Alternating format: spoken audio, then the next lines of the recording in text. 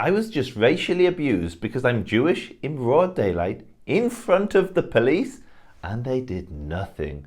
Yeah, it's smaller than London, right? I think Hitler should come back. What was that? I think Hitler.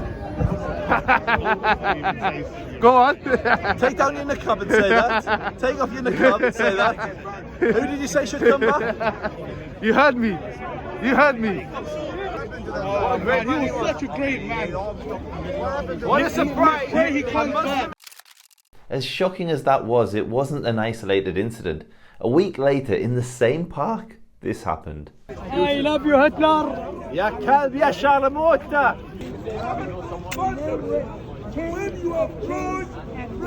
Ya sharmota, ya kalb, ya khanzir.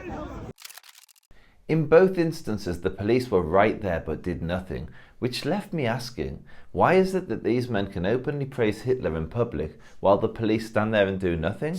But when Mark Meechan jokingly taught his girlfriend's pug to Nazi salute, he was fined £800 and nearly jailed. What's the difference between Mark Meechan and this man? And truthfully, Mark got off lightly. Some random idiot on Twitter called David Bitton spammed 600 appalling tweets. This is one of them. He sent all of these tweets over just one weekend. He said he was trying to get followers. It was a pathetic cry for attention. But he did attract attention, the wrong kind. He attracted the attention of the law, and they sent him to jail for 4 years. Let that sink in. He went to jail for 4 years? Now, don't get it twisted. I'm not shedding any tears for this anti-Semitic dreck, but I think some perspective is important. There are members of grooming gangs who received lighter sentences than this guy. So again, what's the difference between David Bitton and this man? And don't think that this was an isolated incident. I found dozens of examples of people being jailed for anti-Semitic abuse on and offline. But we can't just claim that there's a two-tier justice system in Britain unless I can find something comparable to what happened to me. And the closest that I did find was when David Ahern shouted 1, 2, 3, Hail Hitler at a Jewish family, which landed him 3 months in jail. So what is the difference? Why can these two men racially abuse me in broad daylight without consequence, but if a white man were to do the exact same thing, they'd face jail time? Oh, and before anyone chirps in that it was from Speaker's Corner and that's why, well no, because Christian preachers like Hatton Tash regularly get arrested for insulting Islam. So what is the difference? It's simple really. The system protects them. And this is the most concerning part. I'm in a unique position to judge anti-Semitism because of my work. I literally come into contact with hundreds of anti-Semites every year.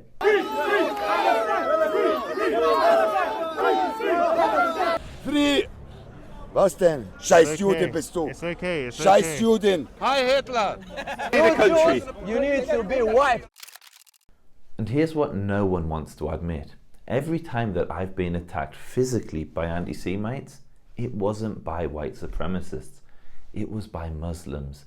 And this is the real issue. If most of the anti-Semitism is coming from one group of people, but the police are either unwilling or unable to act, it leaves Britain's Jews incredibly vulnerable.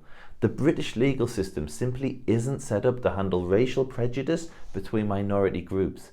Let me share an example of what I'm talking about. I want you to watch this clip and then try and guess how the police responded.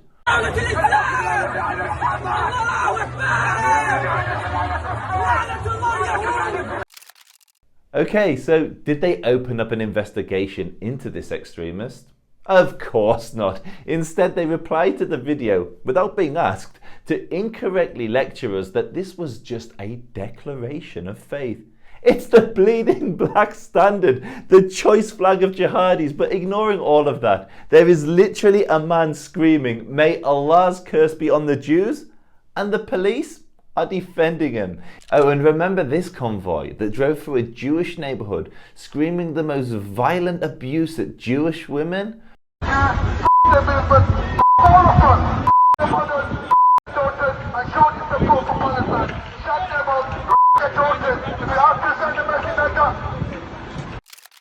Not one of them was prosecuted, despite the CPS having all of their names, the car registration plate.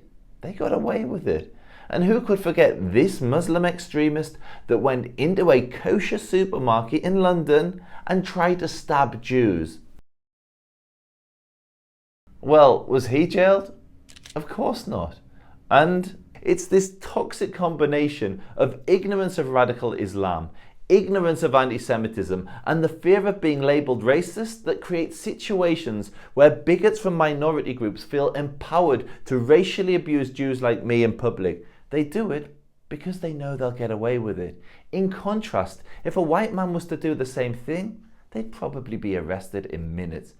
Britain. If you only care about anti-Semitism when you can use it to convict white people, then you don't really care about anti-Semitism. Thanks for watching. To help us make more videos like this, follow the link below.